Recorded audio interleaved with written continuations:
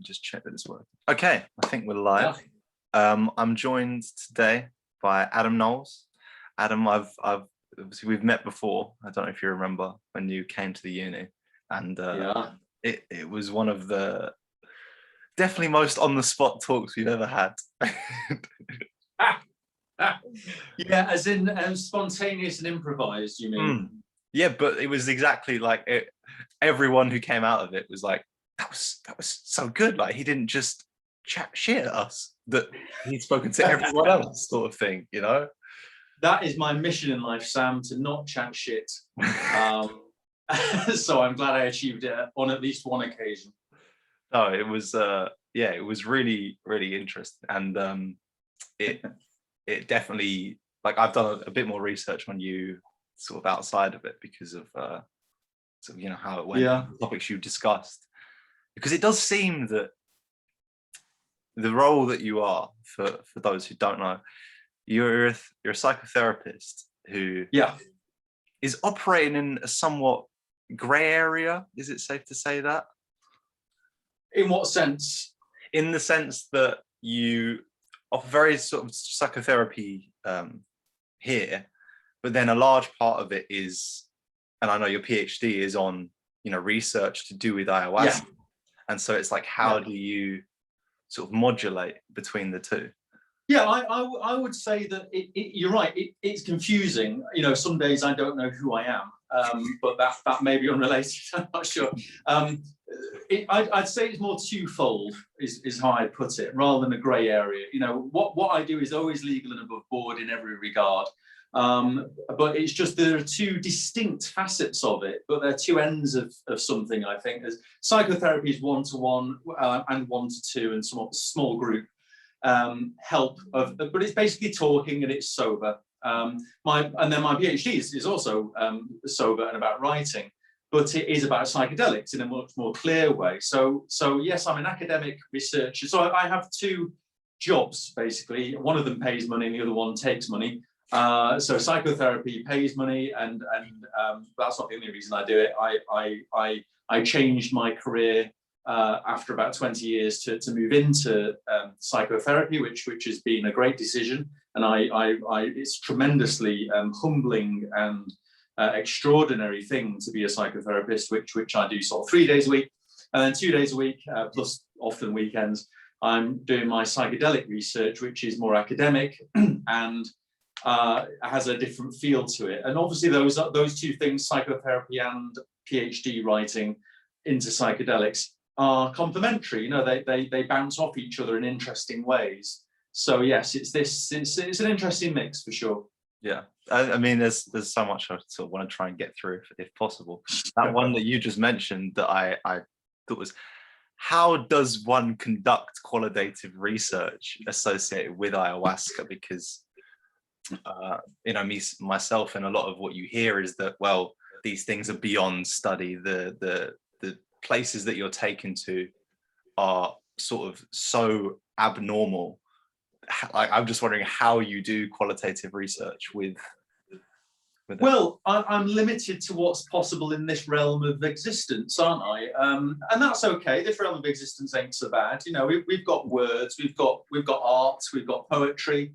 You know, if you think of the work of William Blake, for instance, I think that's wonderfully psychedelic. You know, holding a glowing orb and carrying it through a door, or Tiger Burning Bright. I was reading yesterday, and then William James is my inspiration. Varieties of Religious Experience, a book that he wrote in 1902 based on lectures in Edinburgh that he gave. So he's a Harvard professor of philosophy and psychology when they weren't so separate, came over and gave these lectures, which then became the book. And it's a wonderful description of to answer your question, really, Sam, of how you do qualitative research, which is basically asking people to describe their experience. William James himself said that it's ineffable, so that's what you're getting at, that it's difficult to put into words something where often you don't remember, often it's very mixed up and confusing, disorientating.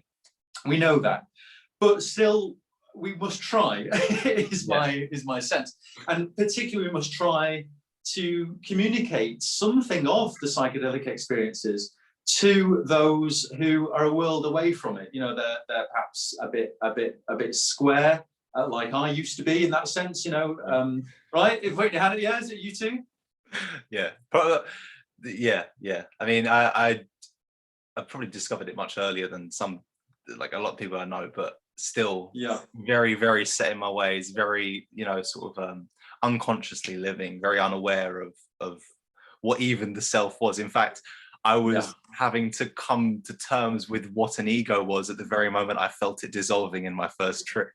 That was quite a challenge. That's how it has to go, I think, Sam. I mean, who am I to say how it has to go? But that's my sense of it, that you have to know, if you're going to get to know ego, for instance, you've got to know what it is to not have an ego. It shows itself by contrast, by its opposite. So everything shows itself by relief, you know, by light and dark, by light and shade. So, and the psychedelic experiences are clearly a huge, intense experience of that.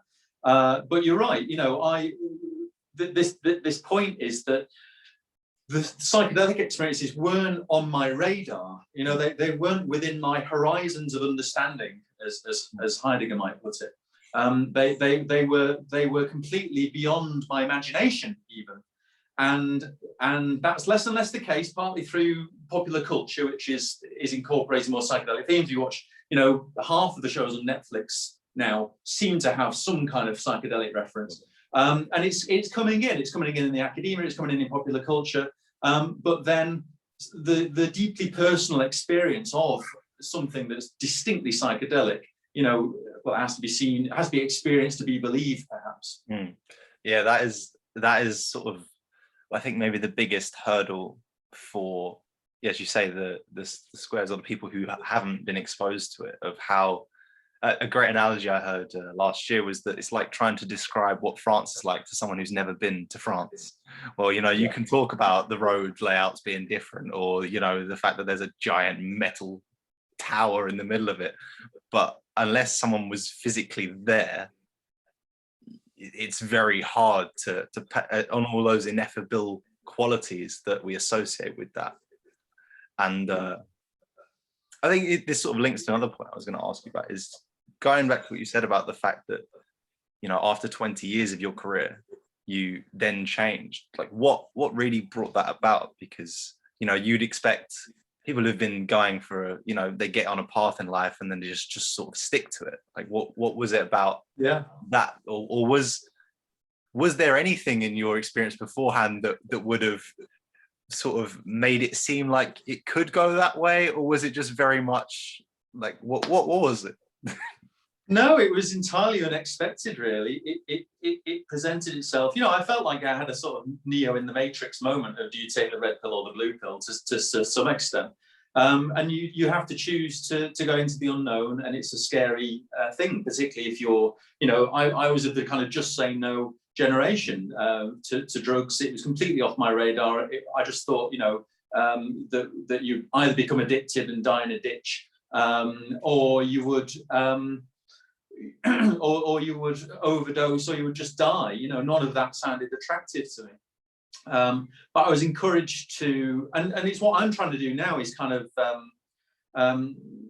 stop throwing the baby out the bathwater, to use a slightly awkward expression, but, you know, retrieve, you know, because people do misuse drugs. You know, they do misuse substances. Anything can be misused. You know, you can get addicted to, I don't know, calendars, probably. You know, that's what humans do. They tend to get obsessed with things. And if you get obsessed with drugs, obviously that can become dangerous. But for me, and for most people, I think, who are perfectly capable of controlling themselves, you know, so I have 1 and maybe 2 coffees per day. You know, I used to have 6 or 7 coffees a day, but I got that under control, because I could see that 6 coffees a day was going to harm me in the long term, right? And it's the same with nicotine, it's the same with alcohol, and it's the same with psychedelics and anything that's in that space. So, yeah, I see it as my role, Sam, or a role that I've taken up, to try and, I guess, do for others what someone did for me, in a sense, which is kind of help me cross that bridge into this being something worth thinking about, at least something worth evaluating. And what's your question here? So was it, how did it? Yeah, how did it happen? Cool. How did it come about? Was it that person as you sort of referring Yeah. to? Yeah, well, so that was my boyfriend, who was much more esoteric than I am or ever will be. You know, he went off and renamed himself under a Buddhist lineage and shaved all his hair off, and went under, found a mentor in a Tibetan guy that was in India. So he was you know, into, you know, and he's a great inspiration to me still, you know, singing bowls and gongs and sound baths and all sorts of alternative ways of looking at how the human experience, let's say. And one part of that was introducing me to ayahuasca. And then we did mushrooms together as well. And since then I've done various other things. And yeah, it's, I was thinking, it's a bit like some women talk about the experience of becoming a mother.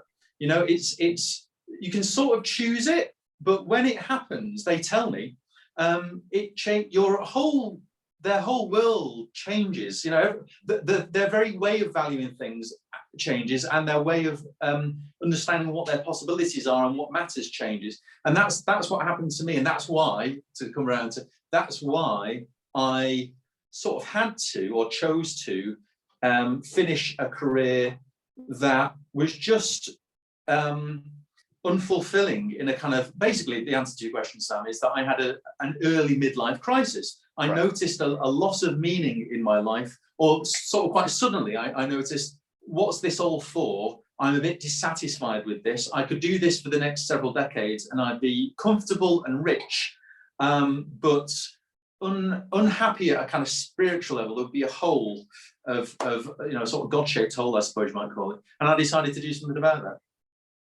Yeah, that is, I think, you know, I think there's a lot of people in that situation, but I don't think enough of them perhaps have either the bravery or the accessibility, or, you know, I think often quite it's the knowledge, the actual facts of the situation. That's it, and that's all I want to do, Sam. That's why I'm talking to you today, is just let's have the facts out available, a bit without the bias, without the prejudice, without the dogma around it, and let's just do some science and say, this is what happens. This is what, literally, before coming to talk to you today, I'm literally putting this diagram together of what it's like to take ayahuasca. And I put it on Twitter, you know, I just want to say that it's this combination of heaven and hell, of connectedness to others and self and nature, of transformation sometimes, of hopes and fears mixed together. You know, I just want to say that's what it's like. If you want to buy it, come up, you know, join this queue. If you don't, join that queue. You know, no problem. No, that, yeah.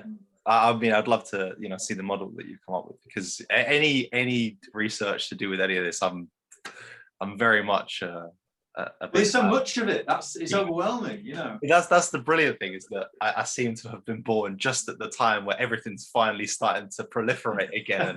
We've got this whole new wave of literature and people like yourself who are actually willing to engage in doing the research. Yeah. And yeah, no, I'm just, it seems almost too perfect. Like the stars are aligning, you have the universe coming in. The age of Aquarius, baby, is finally here. You know? It's time for change. You know, we're coming out of lockdown. There's a younger generation. You know, you could compare the 2020s to the 1920s, with the start of jazz and hopes and investment and credit and just kind of a real sense of reshaping the world as it's been to date. Now, is all that grandiose? And maybe it is, but I think it's good to be ambitious. And I see some reason to believe that, Sam. And as you say, you've been born at a time. I've been born at a time, and that presents certain opportunities, you know, which I'm very keen to grasp. It sounds like you are too. Oh yeah, absolutely. Just sort of touching on what you just said about the legacy of lockdown from your perspective. This obviously may be a bias given my involvement in the literature, but I see lockdown perhaps, although, you know, obviously there's a great amount of despair that's been caused, it's almost like there's a necessity for the situation, the mental health crisis that has been labeled that, for it to get worse in order for them to realize that we have to overhaul the models that we have. We have to look at the science. And I just wonder what your thoughts are on it, really. Yeah, I think you're right that it's the forest fire before that fertilizes the soil. These are, heaven and hell are there in psychedelic experiences. And if we've had an experience of a certain kind of hell over the past year, since March, since coronavirus, then it will give birth. This is just this constant cycle of yin and yang for me. That the seed of one is in the next, and they just revolve.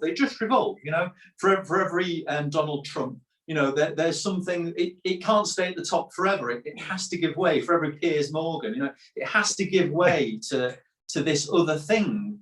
And then in turn that will give way to the rise of other bad things again, fascism and negative experiences. But in terms of lockdown, yeah, I think there has been a really shared experience. My generation, and perhaps I'd include you in that if I may, we've not had a war, we've not had a single thing that we can all agree was bad, and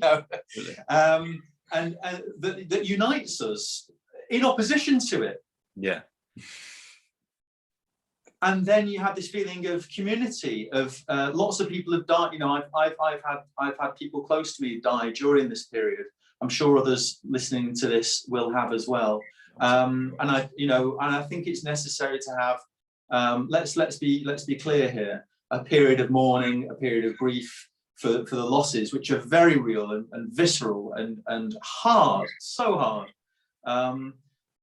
But not just. It's always got this question, and I feel quite psychedelic as I'm saying this, because there's always this question of what's coming, what's next, what is this, that little light at the end of a very dark and very long tunnel, and do you want to move towards it, and is it right to move towards it? These are all the questions for us collectively, I think. Yeah, it's just hard to see how the damage that's been done can be, obviously it can't be undone, but just if we are going to learn our lessons, and I have to be optimistic because otherwise, what is just nihilistic. But it's at least comforting that it appears that there is a light at the end at this point, rather than just what has been for the past year or so. Yeah, in a sense, there's a simple choice between hope and despair, and everyone has to make a personal choice about that. There are good reasons to choose either, I think, and I sometimes feel a lot of both. But I think you've got to have a preference. You've got to. I have to anyway. That change will happen, but not on its own. I also see my role in that. I'm not just going to watch the world go by. The change is possible, but it needs to be powered by people. And I remember saying something similar last time I was at the University of Kent with you. That's the question for all of us. Is like, are you in? What do you, even if you completely disagree with everything I stand for, go and do that. What I don't want people to do is just kind of sit there passively, as if it's all doomed. That seems a loss to me. It sounds very much like what you're saying, is that we have to fully be accountable to ourselves and not look to others.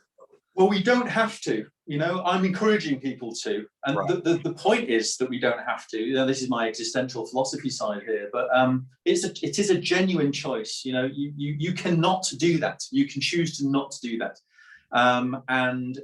But you'll be miserable if you do. It's my experience. So make your choice. Choose your poison. Yeah, I can't see how people would willingly choose despair, but well, the thing about doom is the certainty of it. You mentioned nihilism, and the fact that we're beings that like a flash of lightning that appear and then disappear, dust to dust. It's quite depressing in many ways. And you can cling to that, you know, death and taxes. You know, there's almost a reassuring certainty to it. And I get why people, you know, I've got clients, and I've had it myself in my 20s, you know, periods of real despair, where in a sense the despair is the only thing I've got going for me, you know. So that can happen. But yeah, you know, it's just important for me to see it as an ever-changing field, and be ready for when it shifts a bit, and then name it something else, perhaps, you know. Yeah. No, yeah, I can. Yeah, I think that's, yeah, that's a pretty good description of that. I wonder if you, because you've spoken a lot about the linguistics bit of it, but in your experience of psychotherapy, because I have myself been to a therapist, I always found that it was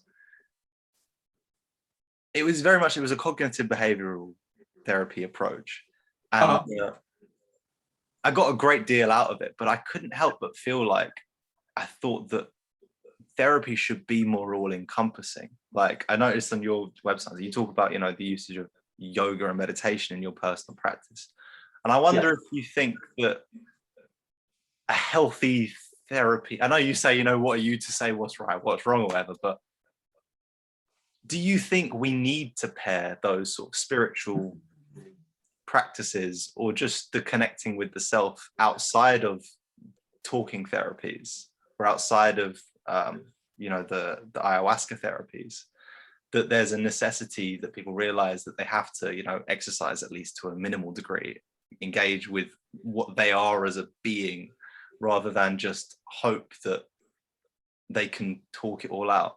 Or what do you think? You know, it's true. I can only really say what's worked. As you said on my website, I talk about what works for me. And it's very important for me as a psychotherapist and as a person to not make a mistake a lot of people make, which is what works for me will work for you. Right? So about 80% of the articles on medium.com are of the nature, this is what worked for me, I've no doubt it will work for you as well, with no recognition of the difference in context. Yeah. And context is everything. So nothing I will say to anybody here or in psychotherapy has that kind of general sweeping character to it, right? Right. You know, if you're saying, would I even say everybody should exercise? No, I wouldn't say that, you know, because it's just not for me to say. Plus, you know, there's people who literally can't. They just can't. Right. Yeah, exactly. I suppose my more question was that, do you think we need to broaden the scope of therapy in order for it to help people more effectively? No, I actually don't. No, right. No, okay. I don't. I'm very clear. What I offer is talking, right? And talking is implicitly intellectual, cognitive, right? We're both sat there as I mean, this is my therapy chair. You know, we have bodies as we're talking, so you know, you can't get rid of it. But what I'm offering, but you're right, Sam. What I'm saying is, it's not that psychotherapy should change to be something else, but people themselves, right? That I would agree. They need to go away and work out what else they need. What are the nutrition they need from relationships, from reading, from massage, from, you know, saunas, psychedelics, whatever it is that they need in their constellation of self-care or life, just life, isn't it? Yeah. They've got to get a configuration that works for them, of which I think one important part is coming together regularly to talk at great depth and seriousness about things with someone who's interested. And that's what I offer, but that's all I'm offering. And it won't be enough. But I'm not trying to offer everything. You know, I'm not, this isn't a kind of a retreat centre where all your needs are taken care of. You know, you've got to organise that yourself. Yeah. No, I can definitely see this. I definitely see the value in that, but I just think that people need to pair it with, as you say, is the things they do outside of therapy matter. I'd say if not more than what is addressed in the therapy itself. You know, you can because I know for myself, I got things to the surface, but then didn't work to integrate them. Much like, you know, the sort of lessons I take away from each trip, you'd have these profound realizations, which weirdly I seem to have almost every single time. And then it's a case of, all right, you got a lot of work to do now, Sonny. What are you going to do? The most important thing for me to inculcate, if I'm inculcating anything as a psychotherapist, is the kind of motor of someone's own decisions and autonomy and freedom, right? So that's the, in psychotherapy, we're working with psyche, right? I'm working with consciousness, and it's that consciousness that can decide.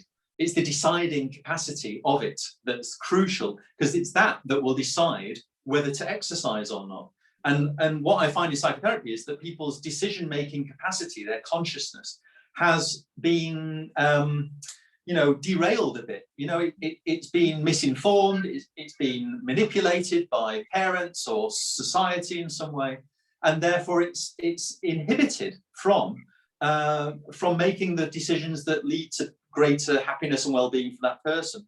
So it's in that way that psychotherapy, dealing with the psyche, dealing with consciousness, would then naturally lead to those other things happening for that person. But it's in a sense, it is a consciousness is the cog at the center of that machine in that way. Right. Yeah. It is odd when we talk about consciousness, but what is it? What is consciousness? Because to this point, I've found all sorts of definitions and all sorts of things, but it seems like everyone has got a different, just like everyone has their own conscious perspective, they have their own perspective on consciousness. Well, of course, you've already gone wrong in your question, in my opinion. By saying what is it implies that it is a what. Oh. That's the inherent problem, that humans try to make everything, it's called reification, trying to make everything into a what. They try to make something like mind, which is an ongoing process, into a thing. There is no mind, there is no self, because they're both processes at roots. They are, and I'm sorry, what I just said sounds a bit absolute, but it's something that it is a linguistic move, but an important one, to recognize that when you say mind, I use mind, but in the same way that I use river. I'm referring to a thing that's always changing, and it's never fixed. A self is never fixed, mind is never fixed, a river is never fixed, and yet there is something characteristic in its pattern. So how would you, so do I not try and define it, or like, how would you try? Yeah, but you've just got to be careful. You've just got to be it's about skillful use of words and language and thinking, so that if you're thinking about, what was your question about mind? No, that was my question. Consciousness, yes, that was your word. Yeah, if you treat consciousness as a thing, as a what, and then you say which what is it, right? You're barking up the wrong tree, as far as I can see. If you're finding it hard to answer the question, it's because it's the wrong question. It could be. So do we not try and define it as a what, but as something else? Well, why would you? I'm playing devil's advocate here a bit, Sam, but like, who cares about consciousness? I mean, the government seems to. Do they? What, in banning it? Yeah, exactly. They will ban anything that stimulates and depresses your nervous system in any way, shape, or form, which technically includes lavender bushes, but we're not going to include those. No, that's right. Yes, I'm aware of those recent moves. But this is the point, isn't it? That the government struggle with it, and your struggle with it, and indeed my struggle with it, is because it's not actually a thing.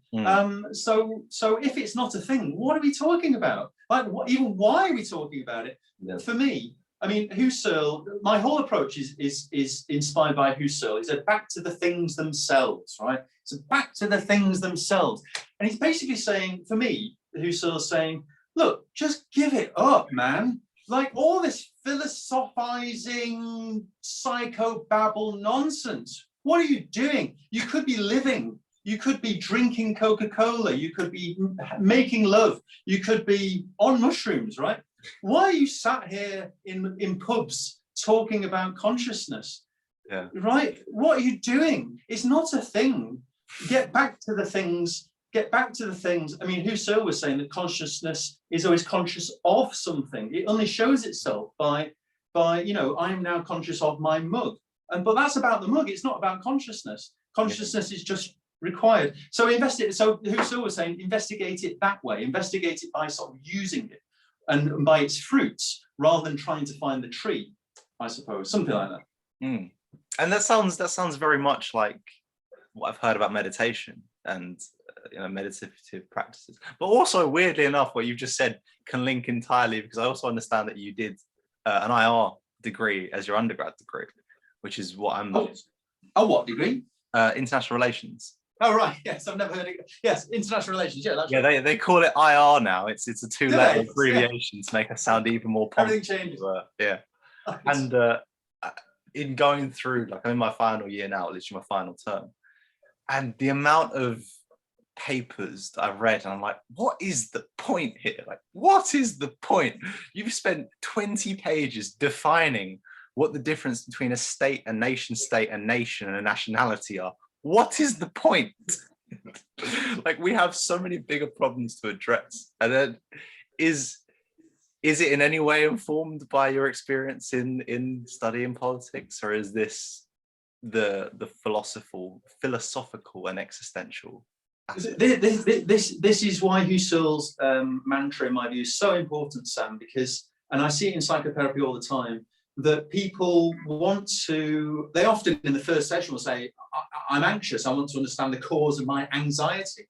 My first question, of course, is, what do you mean by your anxiety? How does it show itself? How does it manifest itself? What's the what? Because anxiety isn't the what. Anxiety is a conception of a what, right? So, and this is important because you've got to deal with a world, because the world is the only thing that pushes back. Everything else is imaginary, right? You know, and you can make it, as you've said, you can define a nation this way, you can define nation that way, you can say state is this and state is that.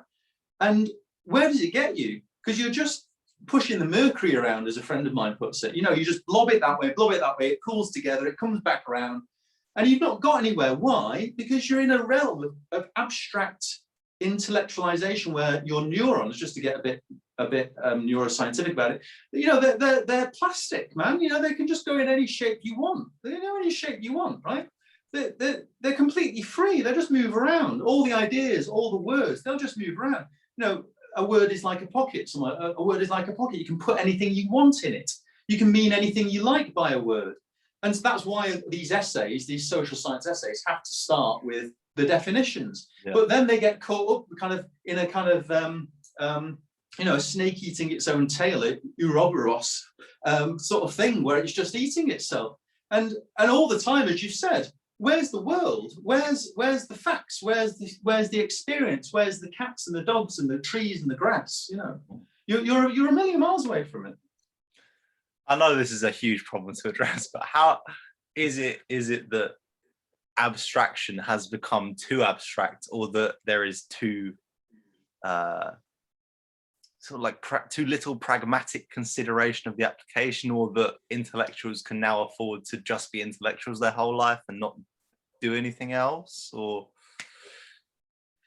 you know, it's a cultural problem, isn't it, Sam? As you say, it's a huge issue that our culture, if I can put it that way, over the past hundreds of years since the Enlightenment, has really prioritized the kind of the left brain, to put it one way. You know, you could argue about that distinction, but metaphorically, the left brain, the kind of logical, rational, evidence-based, all of that, and you're right. It's gone into this really abstract and intellectual thing that's gone away from things themselves and the world, and we're a bit disconnected from ourselves. It's kind of a Neoplatonism, I would call it. You know, a real kind of a stretch towards this kind of ideal of what this is. But qualitative research is about getting your hands dirty again and constantly checking, is that what happens in experience? You know, is that real? Does that happen? You know, rather than it being generally true. I mean, for me, the difference between quantitative and qualitative is there in kind of 2.4 children. You know, the idea that the average family has 2.4 children. I mean, no family has 2.4 children. Yeah. And that's right. So you've got to check it. Yeah. You know? Yeah, no, absolutely. And yeah, the amount of all the political science stuff, it's like, yeah, the average person has 1.2 children and half a cat and 0.75 dogs, and that attributes to this. And you're like, but Yeah. that's no one. Like, you've just described no one. So this is, I think it's called the ecological fallacy. You know, it's a fallacy that when you average something, you may end up with something that's not indicative of any single member of the set. And this is a mistake that basically quantitative research often makes, that it operates on statistical averages, probabilities, you know, lots of mathematical formulas are about reality. And in doing so, it can end up in a position of 2.4 children where it's not describing any reality. It's an abstraction one level beyond reality, which is very useful if you're designing planes or you know, lots of things. But it's when it comes to human experience, and what's more human than the experience of consciousness, of being conscious, of being aware, then I'm not sure it's appropriate anymore. And that's why that approach has been very very important to me. So you're right, Sam. I moved from international relations, like, you know, I've been to meetings at the United Nations in New York and things, but I stopped doing that and started meeting people one-to-one. Right. Because that's real in a way that isn't somehow. Yeah. No, I did not know you'd been to the United Nations. What was that for? I went there for the World Federalist Movement's annual conference. What is that? Well, so the World Federalist. Do you remember when we had the European Union? Do you remember about the European Union back in the olden times? Oh, those good days. Yeah, I mean, many, you know, tell your grandkids about it. It was this grand kind of vision, almost like Star Trek-like vision of a united federation of planets, but that was for Europe. And the World Federalist Movement was saying, let's have a federated system, you know, to help with multinational problems such as, you know, a global virus, for instance. Wouldn't it be interesting if we had a coordinated approach to a global virus? There isn't one. You know, the United Nations and all its it was completely helpless in the face of coronavirus, basically. So what they wanted was something that was a lot more what the World Federalist Movement, which still exists, but it's small. And they were having a meeting at the United Nations, which really the UN could and should become the WFM. And yeah, I went because I was interested in that idea. I remain interested in that idea. I think it feels to me a bit probably a bit naive and idealistic now. And yeah, because it's something I've actually considered myself quite a bit, was that, you know, all of these transnational issues can't be dealt by states themselves. You know, they just, that's not how the world works today. And so, you know, the quickest thing you can jump to is, oh, well, let's just have everyone be sort of interconnected and everyone can care for everyone and we can support each other. But obviously, you know, as you say, it does seem, when you consider it more, it's like, well, the realities of politics, that's very hard to do. Like, the UN has been around for a long time, but as you say, when the crisis has come up, it's been shown to be pretty much toothless, because it's only as powerful as its constituent members allow it to be. And if they resort to national considerations, which, not to say that they shouldn't, but it's missing the bigger picture. And I feel like, you know, you'd have to overcome something like that in order to get to the agreements that would be needed. But well, that's why, for me, let's bring psychedelics in again, because it's just one way that it's so important, because I feel much more connected to others and nature and the world, and much more environmentally responsible, and, you know, electric cars and that sort of thing. Through my psychedelic experiences, I feel more of the world, you know, more worldly in myself. And that's a common experience, I understand, from reading the others' accounts. Now, if world leaders had, so Robin Carter Harris, I think one of his projects is Israel and Palestine, right? Trying to get them together over psychedelics. So, you know, I mean, Israel's a world leader in psilocybin research, if I'm not mistaken, isn't it? Right. Yeah. And there are various initiatives that I'm aware of. You know, it's not my area, but there's things happening where though that basic, if a nation is a fundamentally selfish idea, of kind of, no, we've got our stuff and you can't have it, you know. And there's a necessity for that. Everyone wants to be protected. Everybody wants to, you know, be safe and feel a part of a community where there's no free riders and stuff like that. That makes sense to me. But increasingly, the limits of that, as you're saying, some of those limits we're seeing, where the current approach of internationalism rather than any sort of coordinated response falls down. And I think that comes down to people's mindsets as they enter things, which would change if they've had psychedelic experiences, I imagine, based on the evidence I've seen so far, towards something that's a bit freer, a bit more altruistic, a bit more generous, and a bit more kind of perceiving of the system that kind of I can't benefit unless everybody benefits. Like it's selfish for me to act unselfishly. That's the sort of thing that I see now. Yeah, and yeah, I completely agree. It's almost like when, because if we were just wanting to resort to localized identities, then why would we not just become, you know, tribal towns again? Sort of like resort to that level of tribalism. We've clearly gotten to a point where you've got large political organizations. Is the future of that for it to continue in a way? But obviously, you know, with things with the disintegration of, or potential disintegration of the EU, it's been thrown into a challenge. And all of those mechanisms that are needed to, you know, deal with something like an outbreak, a pandemic outbreak that, you know, loads of people have been warning for a while would happen and is going to be happening in the future. It's like, how can those be addressed merely at the level of organization we have now? Like, surely there needs to be something further, but anyone who's sort of vehemently against that supranational organization seems to just be very persuaded. If we go back to what I was saying about the having a single thing that we could all unite about, being coronavirus, like you could arguably put the whole world in that. United Nations came out of World War II, right? The League of Nations, well, World War I, so League of Nations, then United Nations after World War II. So it was a feat of imagination. Now, the Universal Declaration of Human Rights, for instance, I was listening, there's an album of people reading out the Universal Declaration of Human Rights, which is really wonderful, set to music, right? And it's just so different. You know, stop reading the news, right?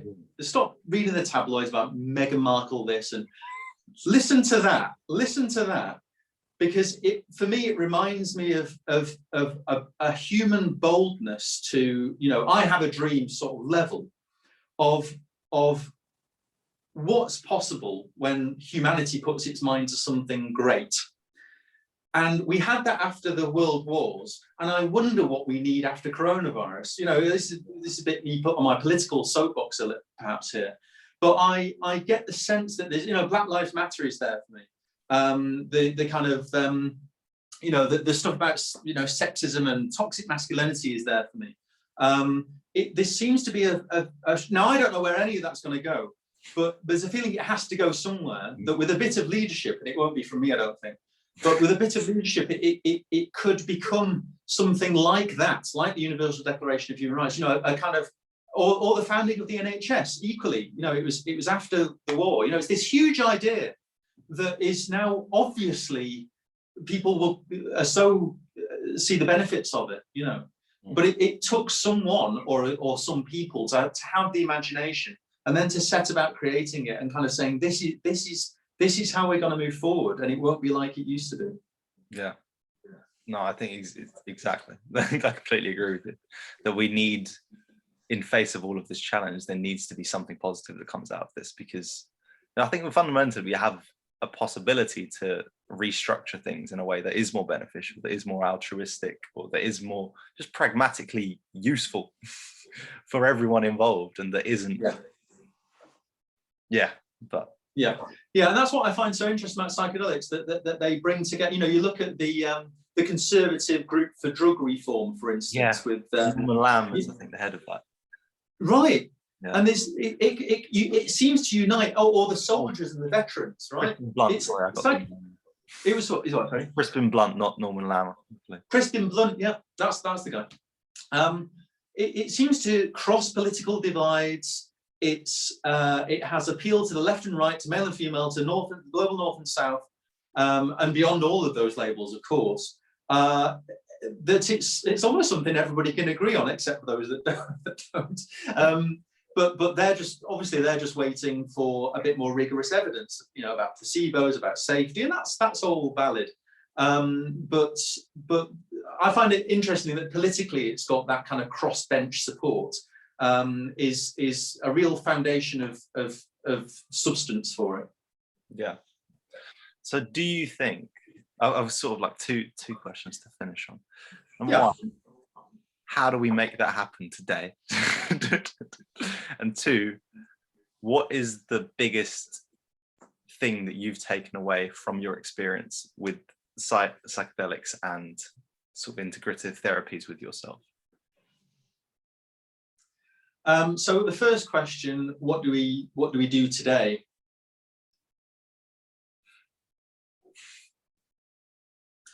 Again, I would just return to this principle of you already know, right? You don't need me to tell you. And I'm not saying you, Sam, I'm saying anybody listening or watching this, like, you already know. I always knew, really, but it was just a quiet voice that I ignored most of the time. And it took psychedelics for me to really start listening to the voice of my conscience, to the voice of my real, deeply felt sense of what's right and wrong, of what I want and what I don't want, of what I could do and what I can't do.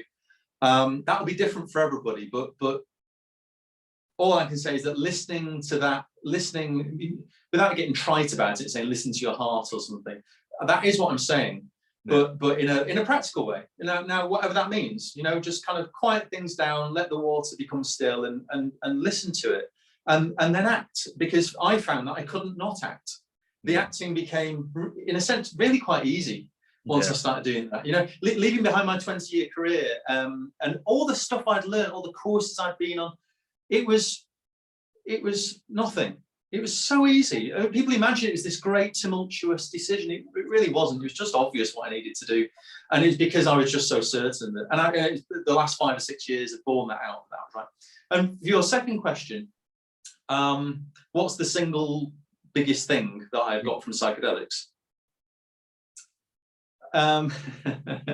Ayahuasca is, it's difficult to pick a single thing, isn't it, Sam? But I'm grateful for the question, because the thing that comes to forefront to mind in this moment, the bit of me that answers the door when you ask that question, ayahuasca is often translated, the word ayahuasca is often translated as the vine of the dead. And, we've seen a lot of death during coronavirus. For me, the biggest thing is the wisdom of death. That's the biggest thing for me to face, like, personally. It's really hard, death of loved ones and the coming death of myself, particularly. And not averting my gaze from that is probably the single biggest thing. It's something I return to again and again in the psychedelic experiences that I've had, of the transitory nature of life, which then from that comes everything.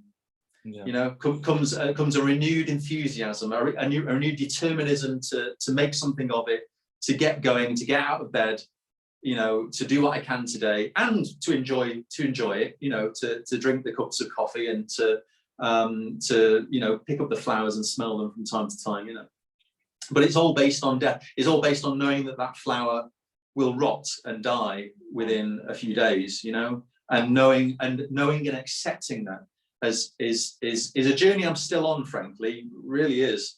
But it's the most profound aspect to it for me, which is a funny answer. I'm not saying love, I'm not saying God, I'm saying death is what I'd say. I find it an incredible teacher. Yeah, it's crazy how so much both beauty and truth can come about from what is most people's largest single biggest fear. It's like, that is just like, you say about psychedelics being able to unite people across borders, across all different cultures and nationalities. It's like we also have this common death. Everyone's going to have it, inevitable. And I think that, you know, Yeah. a pairing of those two, we can make some serious progress. Well, the Buddha might say something about a lotus flower. You know, it grows in the mud. You know, it's and then it's this beautiful thing. It just does it, and it, you know, you can't really ask why does it do it. What does it think it's doing? Can't ask that. It just does it. It's just this beautiful, spontaneous bloom. You know, and it comes from this murky brown nothing. You know, and how does that happen? It's beyond me. But I find it truly inspiring. As a guide for myself, at least. As I say, I'm very reticent to kind of tell anybody else what to do, but I find that's for me the most personal, pressing lesson from it all. Yeah. Well, I want to thank you for spending the time today, and thanks. I'm sure I'll come into contact with you again. I hope so, anyway. Please do, yeah. And no, I'm seriously keen to hear from you, Sam, or anybody that wants to get in touch with me. If there's anything I can do, you know, some people, there's various things going around people's heads. Please, you know, do get in touch. My email address is on ayaresearch.com, or on Twitter as @therapymind. So you can follow. I occasionally send out newsletters and stuff. So you can keep in touch with me that way. This is going to be a huge year, isn't it, Sam? Yeah. For psychedelics and for investment, right? Absolutely. Absolutely. So I'm watching all of that with great interest. Beautiful. Well, thank you very much. I'll let you get back to helping the world out person by person. Do my best. Take care. See you, Sam.